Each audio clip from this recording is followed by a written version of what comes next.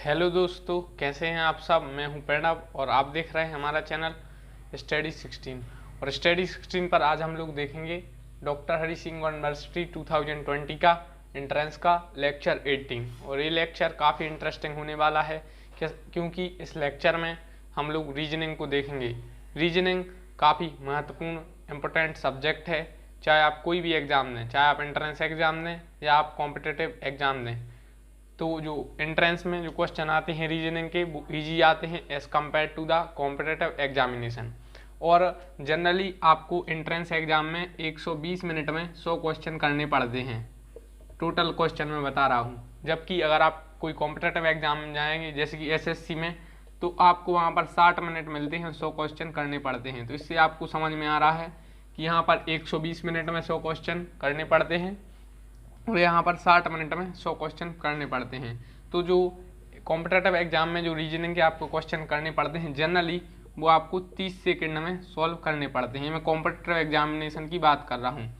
वहीं आप entrance exam को देखेंगे, जैसे आप doctor Hari Singh university exam को ही देखें तो 120 मिनट में मतलब 2 घंटे में 100 क्वेश्चन करने हैं।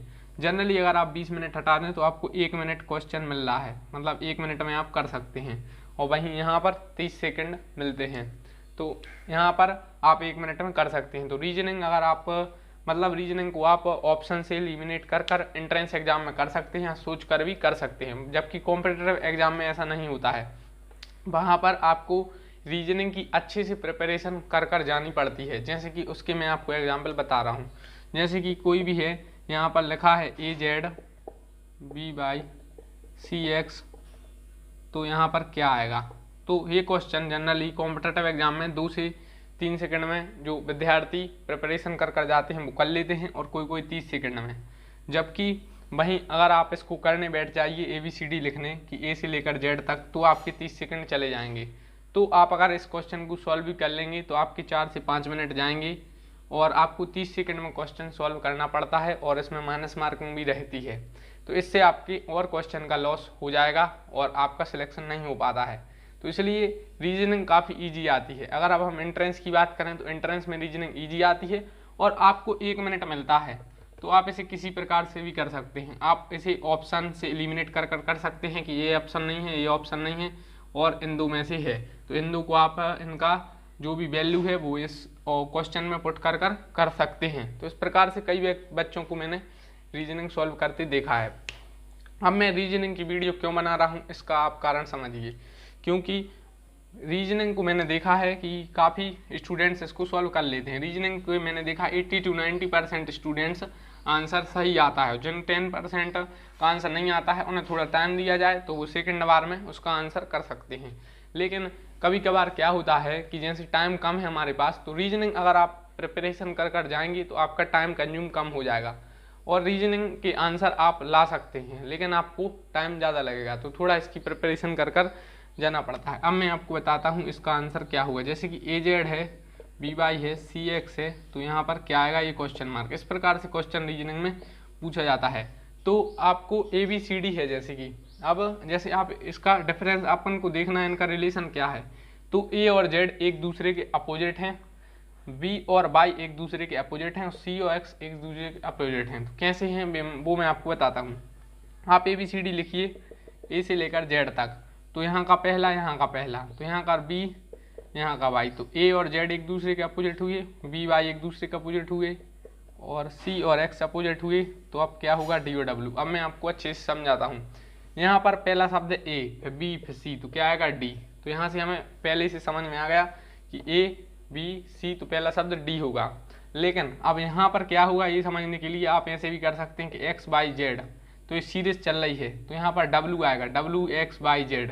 या आप इसको ऐसे भी कर सकते हैं, A का अपोजिट Z है, B का अपोजिट Y है, C का अपोजिट X है, तो यहाँ पर तो D आ गया क्योंकि A, B, C, D। अब D का अपोजिट क्या होता है, तो D का अपोजिट W होता है। अब इसके लिए आपको अपोजिट पता होना चाहिए। अगर आपको अपोजिट ही नहीं पता है तो आप कैसे सॉल्व कर पाएंगे। तो अपोजिट आपको याद करने होंगे। जैसे कि ABCD के कितने लेटर हैं, ABCD में 26 हैं, तो अपोजिट कितने बनेंगे, 13 बनेंगे। तो अब आपको याद होना चाहिए। कैसे वो मैं आपको बताता हूँ।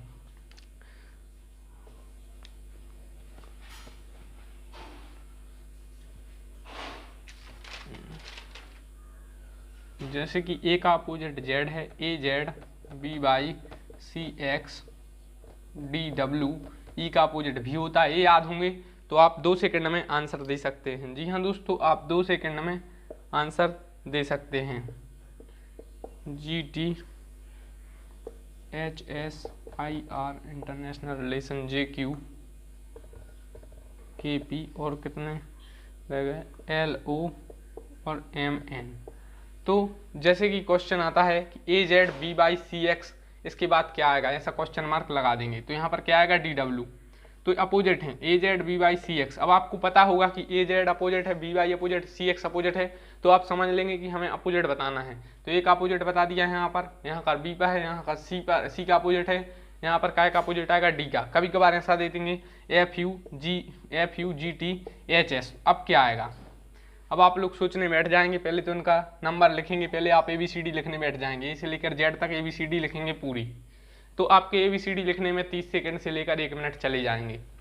फिर आप लोग देखेंगे इसमें काय का रिलेशन है, पता ही नहीं होगा। तो इससे अच्छा कि आपको अपोजिट वर्ड याद होना चाहिए। आपको याद होना चाहिए कि जी किस नंबर पर आता है, पी का नंबर 16 है, एच का नंबर क्या है, आई का अपोजिट आर होता है। जी सब आपको याद होना चाहिए। अगर आप जी सब याद नहीं भी करेंगे तो भी आप आंसर सॉल्व कर लेंगे, लेकिन आपका टाइम कंज्यूम हो सकता है। जबकि क्योंकि अगर पेपर पैटर्न टफ आ गया तो प्रॉब्लम हो सकती है, लेकिन अगर आप वैसे भी करेंगे तो टाइम जाएगा और कोई प्रॉब्लम नहीं है। तो इस लेकर जेड तक आप ABCD लिखने बैठ जाएंगे तो आपका काफ़ी समझ आएगा। तो ये तो आपको याद होना ही चाहिए। तो ए जेड अपोजिट है, बी का अपोजिट वाई होता है, सी का अपोजिट एक्स होता है, डी का अपोजिट डब्ल्यू होता है, ई का अपोजिट वी होता है, एफ का अपोजिट यू होता है, जी का अपोजिट टी होता है, एच का अपोजिट एस होता है। आप इसे ट्रिक बना लीजिए, हाई स्कूल है, IR इंटरनेशनल रिलेशन है, जे का अपोजिट क्यू होता है, के का अपोजिट पी होता है, एल का अपोजिट ओ होता है, अब एम का अपोजिट एन होता है। अब इससे रिलेटेड कुछ क्वेश्चन पूछे जाते हैं, वो मैं आपको बताता हूँ। जैसे कि कहीं पर भी दे देंगे के पी, जैसे दे देंगे आई क्यू, सॉरी ये जे क्यू है, जे क्यू के पी एल ओ, उसके बाद क्या आएगा, तो उसके बाद एम एन आएगा। तो ये आपको पता रहना चाहिए। एम का अपोजिट एन होता है, ये आप याद कर सकते हैं। ए का अपोजिट जेड, कोई गया आपको याद, ए का अपोजिट जेड, बी का वाई, सी का एक्स, डी का डब्ल्यू, ई का वी मतलब एनवायरमेंट, एफ का यू, जी का टी ग्रैंड ट्रंक रोड था एक, एच का एस हाई स्कूल, IR, जे क्यू, के पी एल ओ और एम एन, ये अपोजिट हैं। इस प्रकार से क्वेश्चन पूछे जाते हैं। अब हम लोग कुछ क्वेश्चन सॉल्व करते हैं। अभी हमने जाना कि रीजनिंग पढ़ने की ज़रूरत क्यों पड़ती है।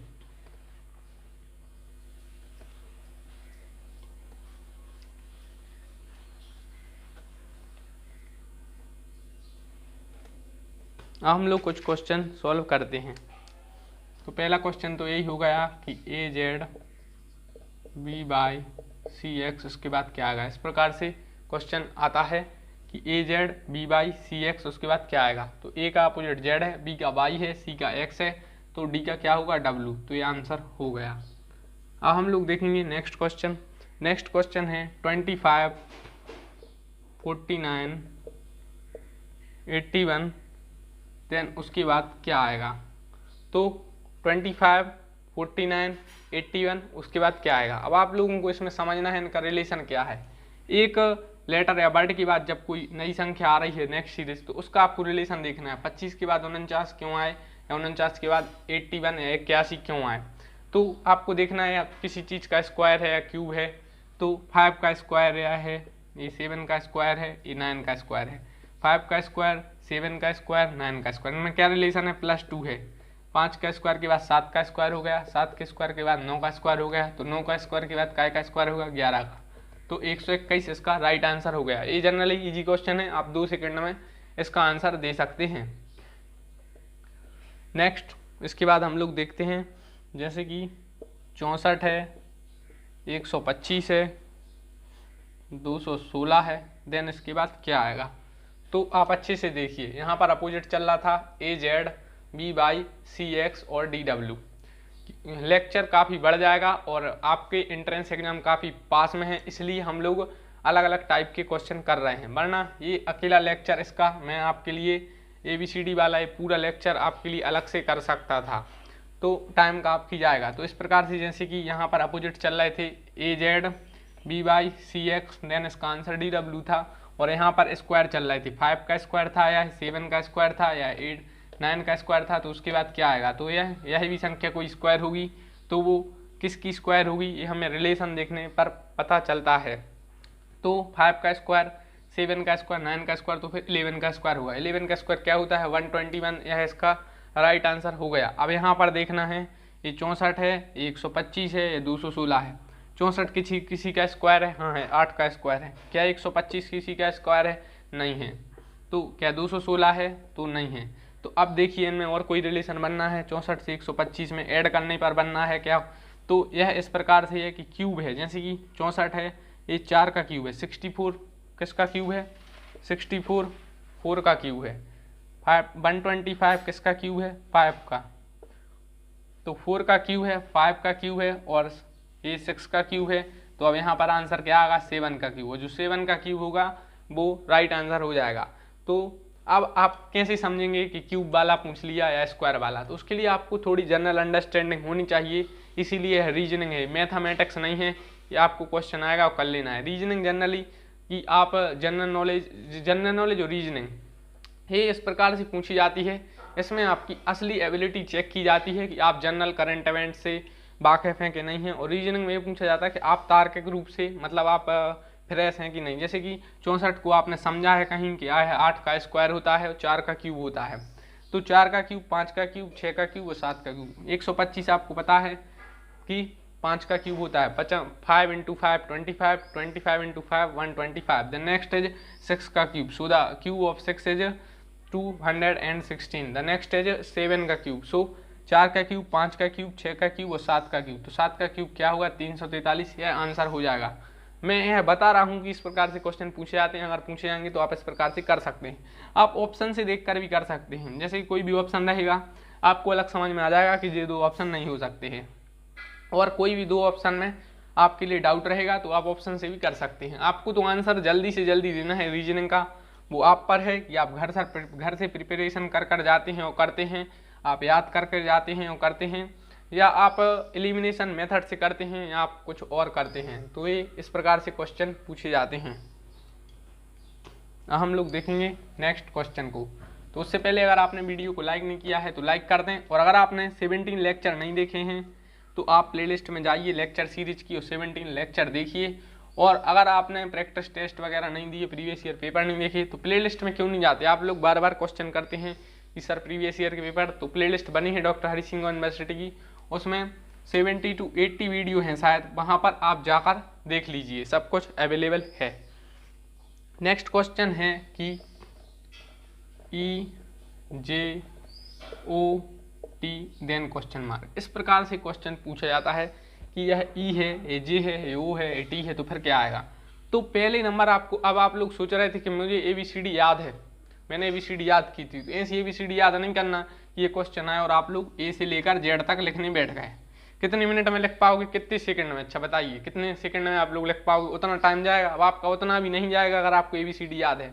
अब मुझे याद है तो 5 10 15 20, अब यहाँ इसका नंबर 5 है, इसका 10 है, इसका 15 है, इसका 20 है, तो ये 25वां नंबर होगा। मुझे पता है 22 है 25 पर, और मैंने 2 सेकंड में आंसर दे दिया, और आप लोग A से लेकर Z तक लिखने बैठ जाओगे। तो इस प्रकार से आपको नहीं करना है। तो आपको अंडरस्टैंड होना चाहिए कि जैसे ये आ गया EJOT, तो क्या आ गया 22, तो आपको याद होना चाहिए E का नंबर 5 है, J का 10 है, O का 15 है। आप कुछ लोग इस प्रकार से भी कर सकते हैं कि जैसे E से +5 करने पर J आ रहा है, इनका रिलेशन, O में J में +5 जोड़ दो, O में +5, लेकिन इसमें क्या होता है कुछ गलती होने के चांसेस ज़्यादा रहते हैं, क्योंकि जो मैंने अपने स्टूडेंट से करवाया था तो उन लोगों ने भी वैसा ही किया था, लेकिन उसमें क्या है 30% स्टूडेंट्स के गलत आंसर आ रहे थे। इसका कारण था कि उन्हें पता था कि E में 5 जोड़ो तो J आएगा, लेकिन कुछ लोग गलती कर दे रहे थे। So you have to understand that. तो EJOT, तो अब क्या आएगा, तो रिलेशन देखा जाता है इनमें। ये तो मैंने सॉल्व कर दिया, लेकिन आप लोग कुछ समझना है ध्यान से, क्योंकि रीजनिंग में सब कुछ समझना है, कुछ भी आपको रटना नहीं है। जब तक आपको समझ में ना आए तब तक आपको कोई भी चीज़ रटना नहीं है, क्योंकि रीजनिंग कैसी है कि आप अपनी खुद की इसमें स्किल डाल सकते हैं, खुद का आप अपनी ट्रिक बना सकते हैं। तो E जैसे E का नंबर है 5, J का है 10, तो इनका 5 का रिलेशन चल रहा है, यहाँ पर भी +5 और यहाँ पर भी +5, तो यहाँ पर भी क्या होगा +5, मतलब बाई 25 आंसर हो जाएगा। एक ट्रिक भी है, ई जो टी आप याद कर लीजिए। जैसे आपको ABCD याद करना है तो आपको ऐसे नहीं करना A1 B2 C3, आप ऐसे भी याद कर सकते। ई जो टी है एक ट्रिक है 5 10 15 20 25। अब इसके बाद की मैं आपको एक बताऊंगा, तो ये ट्रिक भी आप बना लीजिए कि E5 है, J10 है, O15 है, T20 है और Y25 है। तो इस प्रकार से क्वेश्चन पूछा जाता है EJOT, देन क्वेश्चन मार्क दे देंगे। 2 नंबर का क्वेश्चन है, आपका 2 सेकंड में 2 नंबर आ जाएगा। 2 सेकंड में आप लोग 2 नंबर स्कोर कर सकते हैं and this is very helpful for your entrance exam. So E = 5 10 15 20 then 25। तो इस प्रकार से क्वेश्चन आते हैं। अब हम लोग देखते हैं नेक्स्ट क्वेश्चन को।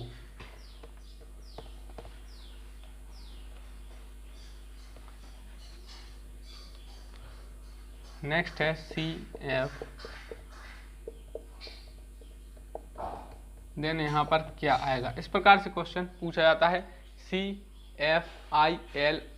तो यहाँ पर क्या आएगा, अब जिसको याद है, जिसने याद है कि C इस नंबर पर है, F इस पर, I इस पर, L उस पर, वो आंसर 2 सेकंड में दे देगा। जैसे कि 2 सेकंड में वो आंसर दे देगा।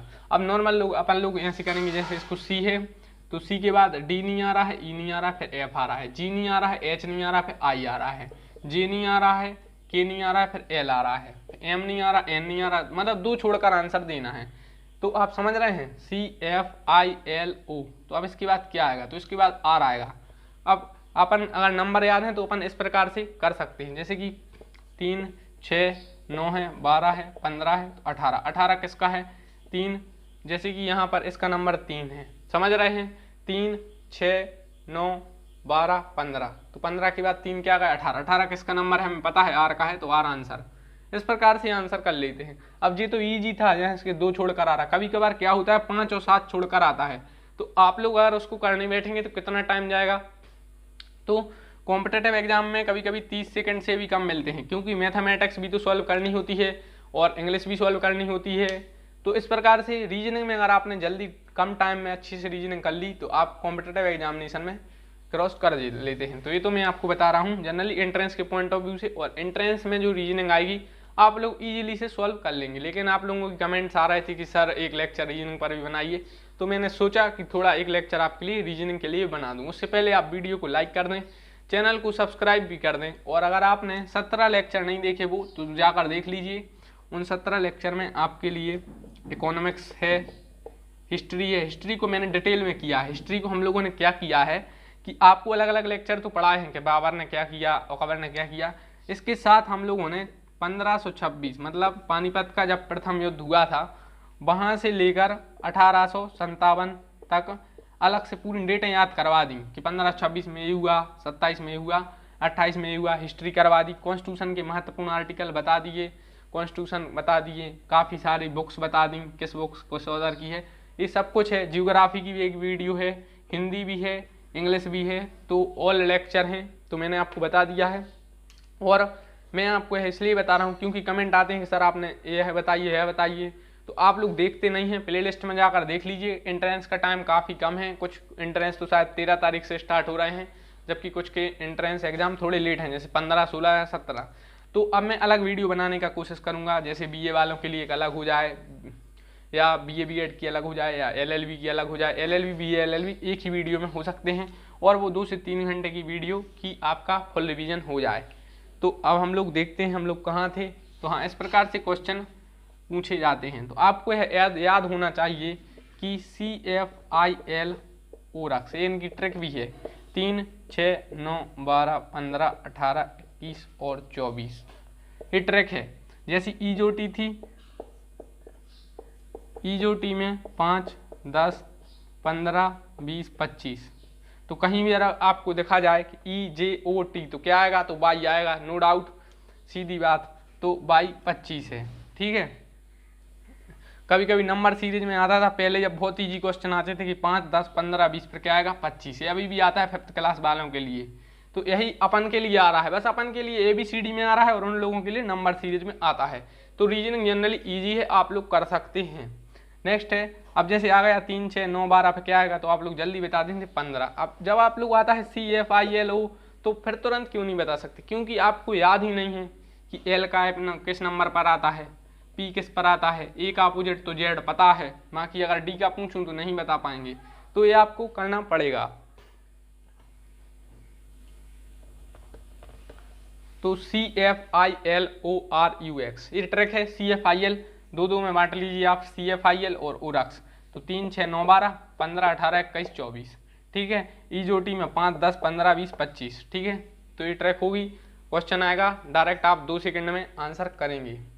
तो हम लोग देखेंगे और क्वेश्चन किस प्रकार से क्वेश्चन आते हैं रीजनिंग के, मैं आपको बता रहा हूँ। जैसे कि एक क्वेश्चन यह पूछा जाता है कि बिहार, पटना, देन असम, और यहाँ पर दे देंगे क्वेश्चन मार्क। कई बार आप लोगों ने देखा होगा, ऐसा हो ही नहीं सकता कि अभी तक आप लोगों ने इस प्रकार के क्वेश्चन नहीं देखे। बिहार, पटना और ऐसे 2 रेशियो के साइन लगे रहेंगे, आपकी भाषा में बता रहा हूँ, और असम लिखा रहेगा। और अब क्या आएगा ऑप्शन में, यहाँ पर दे देंगे दिल्ली दे देंगे, एक में नागालैंड दे देंगे, एक में डिस्पुट दे देंगे, और एक में भोपाल दे देंगे। इस प्रकार से क्वेश्चन आता है। अब आपको बताना पड़ता है कि इसमें राइट आंसर क्या है। सीधा लिख देंगे बिहार, रेशियो पटना, प्रोपोर्शन, फिर उसके बाद असम, और फिर क्या आएगा। तो इसमें कुछ नहीं करना है, इनका रिलेशन देखना है। बिहार का पटना क्या है, बिहार का पटना होगा जो, वही असम का कुछ होगा। जो बिहार का पटना है वही असम का क्वेश्चन मार्क है, मतलब जो बिहार का संबंध पटना से, वही असम का संबंध इन ऑप्शन से होगा। तो बिहार का संबंध पटना से क्या है, पहले आपको ये पता होना चाहिए। बिहार का संबंध पटना से क्या है, बिहार की कैपिटल क्या है, बिहार की राजधानी क्या है, पटना है, पटना में गंगा नदी है शायद। तो बिहार की कैपिटल पटना है, तो असम की कैपिटल क्या होगी, न्यू दिल्ली नहीं है, नागालैंड नहीं है, भोपाल नहीं है, तो डिस्पुर राइट आंसर होगा। तो इसका राइट आंसर क्या होगा, डिस्पुर। इस प्रकार से क्वेश्चन पूछे जाते हैं। तो मैंने आपको बता दिया है, ये मैंने एक ही करवाया है, लेकिन मैं आपको बता रहा हूँ कि यह क्वेश्चन इस प्रकार से आता है, इस प्रकार से आप लोग कर सकते हैं। मैंने थोड़ा बता दिया है, और आप लोग ऑप्शन से सॉल्व कर सकते हैं कि असम का संबंध न्यू दिल्ली से नहीं है, नागालैंड से नहीं है, नागालैंड की खुद एक कैपिटल है, कोहिमा है शायद, भोपाल मध्य प्रदेश की कैपिटल है, असम की कैपिटल क्या है, डिस्पुर। और काजीरंगा नेशनल पार्क क्वेश्चन आता है कहाँ पर है, काजीरंगा असम में है, और मानस असम में है। और एक सिंग वाला राइनोसोरस या गेंडा हाथी जो बोलते हैं शायद उसे, वो असम में पाया जाता है। यह भी क्वेश्चन पूछा गया था। राइनोसोरस कहाँ पाए जाते हैं, तो वो असम में काफ़ी मात्रा में देखने को मिलते हैं। और असम में अभी जब बाढ़ आई थी तो काफ़ी चर्चा में थे, इसलिए मैंने आपको बता दिया। नेक्स्ट है, अब गुड को किसी लैंग्वेज में HPPE लिखा जाता है, ये क्वेश्चन पूछा जाता है। तो बोल्ड को उसी लैंग्वेज में क्या लिखा जाएगा, ये आंसर कुछ लोग 4 से 5 मिनट में देते हैं, 4 से 5 मिनट में। यहाँ पर लिखा रहेगा क्वेश्चन मार्क, तो मैंने ये आंसर लिख दिया है। तो गुड को किसी भाषा में HPPE लिखा जाता है, तो उसी भाषा में बोल्ड को क्या लिखा जाएगा, इसको हमें इससे रिलेशन देखना है। GHOPOPDE एक एक बढ़ाना है सब में, इसमें एक एक बढ़ा दिया तो बोल्ड में भी एक एक बढ़ा दो। B का एक बढ़ाएंगे C, O का P, L का M, D का E। इस प्रकार से आंसर हो गया 30 सेकंड में, बस 2 सेकंड में आप लोग कर सकते हैं। तो गुड का रिलेशन, पहले आपको मैंने एक बात बताई, ABCD आपको याद करना है, A से लेकर Z तक कौन का कौन सा नंबर है। अब मैं आपको पहले क्वेश्चन बता रहा हूँ, उसके बाद मैंने आपको बताया कि ABCD याद करना है। इसका कारण ये है कि अगर मैं आपको पहले बता था, मैंने अपने स्टूडेंट्स को एक बार रीजनिंग के क्वेश्चन सॉल्व करने के लिए दिए, तो मैंने पूछा कि रीजनिंग की पहले मैं क्लास करूँगी, तो उन्होंने कहा नहीं सर आप मुझे पहले क्वेश्चन दीजिए। तो उन लोगों ने क्वेश्चन, मतलब मैंने जो क्वेश्चन दिए थे 10 क्वेश्चन दिए थे, और 95% स्टूडेंट्स ने उनके आंसर राइट दिए। जी हाँ दोस्तों, रीजनिंग के सभी ने आंसर राइट दिए, और जिन्होंने गलत दिए थे उनने मिस्टेक से या तो गलत लिख दिया था धोखे से, या उन्हें ऐड करने में थोड़ी प्रॉब्लम हो गई थी। जैसे उन्हें C के बाद P आ रहा था दो के बाद, तो उन्हें धोखे से P की जगह M लिख दिया। तो 95% स्टूडेंट्सों ने आंसर सॉल्व किए, लेकिन उसमें से जो सिर्फ 5% स्टूडेंट्स थे, उन्होंने जो समय सीमा थी उसी में आंसर सॉल्व कर पाए, मतलब उन्होंने इतना टाइम वेस्ट किया। उन्होंने एक क्वेश्चन के लिए 3 से 4 मिनट ले लिए, किसी ने तो 5-5 मिनट लिए, और इस प्रकार से क्वेश्चन किया रीजनिंग का, तो यह तो आप लोगों ने मैथ का क्वेश्चन बना लिया है। मैथ में क्वेश्चन के लिए इतना टाइम लगता है और उन लोगों ने रीजनिंग में इतना टाइम ले लिया। तो फिर मैंने उनको रीजनिंग की क्लास करवाई तो उन्होंने बोला हाँ। तो इस प्रकार से आपके लिए यह महत्वपूर्ण है कि जैसे आ गया गुड को किसी लैंग्वेज में HPP लिखा जाता है तो बोल्ड को क्या लिखा जाएगा, तो गुड जी में एक ऐड कर दिया H, O में एक H, P, D में एक ऐड E। तो इसी प्रकार इसमें भी है 1 1 ऐड करना है, B में 1, O में 1, A में 1, A में 1। तो यह आंसर हो गया। इस प्रकार से आते हैं। तो मैं आता हूँ 1 मिनट में, तब तक आप स्क्रीनशॉट ले लीजिए।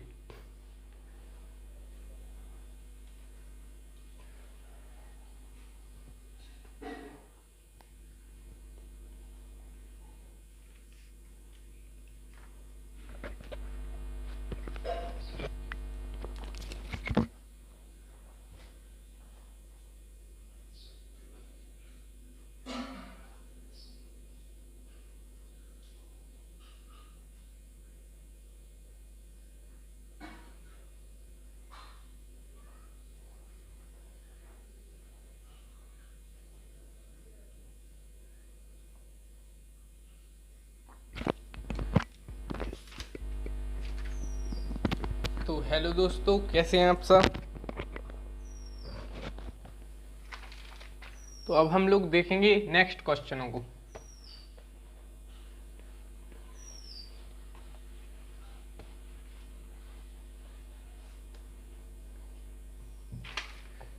नेक्स्ट क्वेश्चन है कि 64, 100,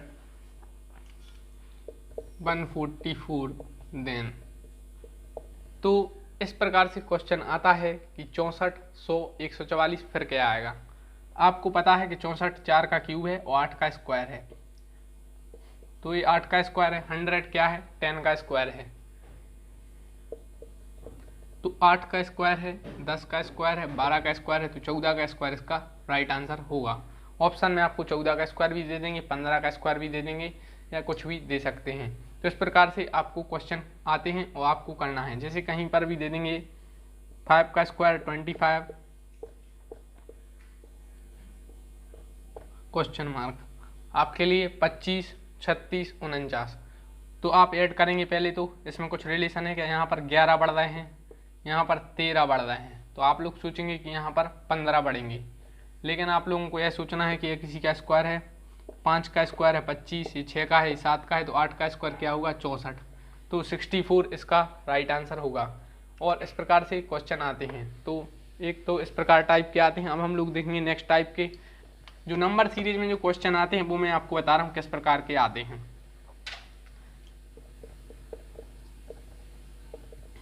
एक तो आता है आपके लिए एडिशन करने के लिए, दूसरे आते हैं सब्ट्रैक्शन के, तीसरे प्रकार के बनते हैं डिवीजन के, और चौथे प्रकार के बनते हैं मल्टीप्लिकेशन के।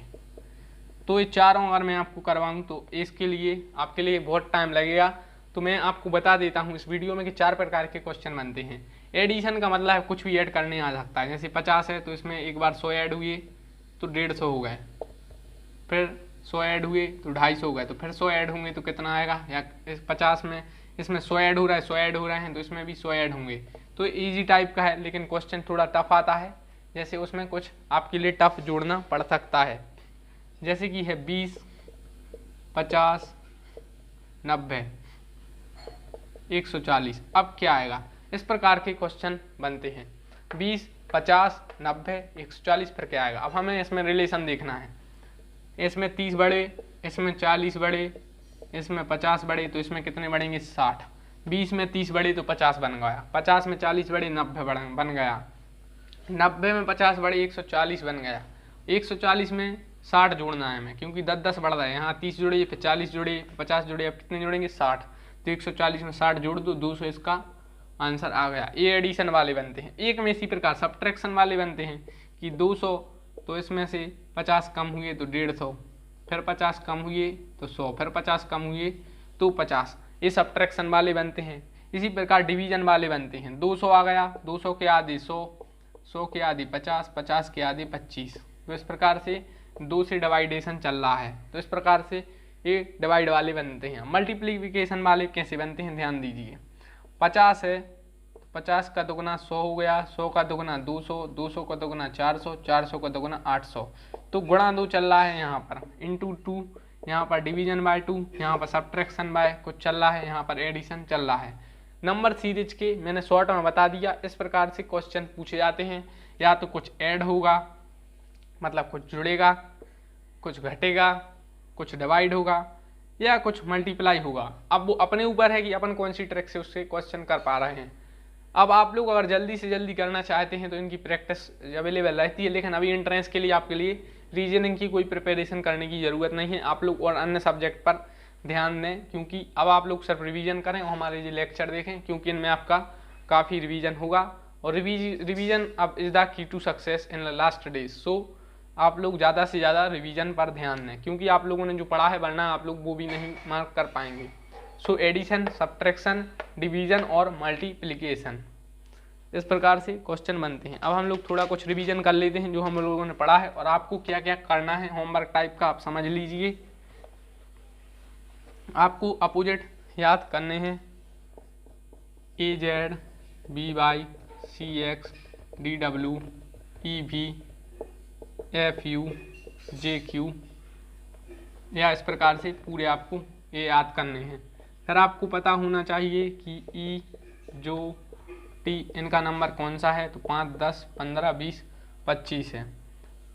फिर आपको क्या करना है याद, आप लोग जनरली यही कर लीजिए, या आप लोग DHL PTX कर सकते हैं। इनका है 4, 8, 12, 16, 20 और 24। तो इस प्रकार से क्वेश्चन आते हैं। और रीजनिंग के हम लोगों ने ज़्यादातर क्वेश्चन देखे कि इसमें या तो कुछ ऐड होने आ जाता है, या सब्ट्रैक्शन होने आ जाता है, या मल्टीप्लिकेशन आ जाता है, डिवीजन आता है। तो मैथ का ही पार्ट बन जाता है बाद में रीजनिंग। बस इसमें हम लोगों की कुछ मानसिक क्षमताओं का टेस्ट या आंकलन होता है। अब वो आपके ऊपर है कि आप कैसे इसको सॉल्व कर रहे हैं। आप ऑब्जेक्टिव से सॉल्व कर सकते हैं, आप लोग कुछ ट्रिक से सॉल्व कर सकते हैं, कुछ दिमाग लगा सकते हैं, किसी भी प्रकार से आप सॉल्व कर सकते हैं। तो मेरा मकसद था इस लेक्चर में आपको बताना कि इस प्रकार से क्वेश्चन आते हैं, एडिशन के आते हैं, सब्ट्रैक्शन के आते हैं, मल्टीप्लिकेशन के आते हैं। और एक और, जैसे कि ऑस्ट्रेलिया है, यहाँ पर कैनबरा है, और यहाँ पर दे देंगे ईरान, और यहाँ पर क्या आएगा। तो ऑस्ट्रेलिया का जो संबंध कैनबरा का है उसी का संबंध हमें ईरान का बनाना है इस क्वेश्चन मार्क से। मुझे आंसर अभी पता नहीं है मतलब अपन को। तो ऑस्ट्रेलिया का कैनबरा क्या है, कैपिटल। जब आपको पता होगा कि ऑस्ट्रेलिया की कैपिटल कैनबरा है तो आप समझ जाएंगे इसका रिलेशन कैपिटल का है। और आपको ईरान का कैपिटल क्या है, तेहरान। तो आपको कैपिटल पता होना चाहिए। कॉम्पिटिटिव एग्जामिनेशन में अब ऐसे क्वेश्चन देने लगे हैं, वो लोग अब आपकी रीजनिंग के साथ आपकी जनरल अवेयरनेस चेक करने लगे हैं। ये दोनों को मिला दिया गया है। कैसे, जैसे उन्हें पूछना है कि किसी देश की कैपिटल, तो वो रीजनिंग में पूछ लेते हैं। अब आप लोग सोचिए कैसे, मैं बताता हूँ। ऑस्ट्रेलिया का प्रपोर्शन रख दिया कैनबरा के साथ, उन्होंने लिख दिया ऑस्ट्रेलिया का जो संबंध कैनबरा के साथ है वही ईरान का इस आंसर के साथ होगा। अब आंसर आप लोगों से पूछेंगे तो आपको पता होना चाहिए ऑस्ट्रेलिया की कैपिटल क्या है, कैनबरा है। जिसको ये दो कैपिटल पता होंगी वही आंसर दे पाएगा। एक तो ऑस्ट्रेलिया की कैनबरा पता होगी उसे, और ईरान की तेहरान। तो एक तीर से दो निशाने इस प्रकार से बन जाते हैं। तो दोस्तों, अगर आपको वीडियो अच्छा लगा तो लाइक कीजिए। और टाइम कम था इसलिए फिर भी हम लोगों ने देखा रीजनिंग हमें पढ़ना क्यों जरूरी है, कैसे इस प्रकार से क्वेश्चन पूछे जाते हैं एंट्रेंस में। अगर आपने लेक्चर और 17 नहीं देखे तो प्लेलिस्ट में जाकर देखिए। चैनल को सब्सक्राइब कर दीजिए, दोस्तों के साथ शेयर कीजिए। और thanks for watching the video. Thank you.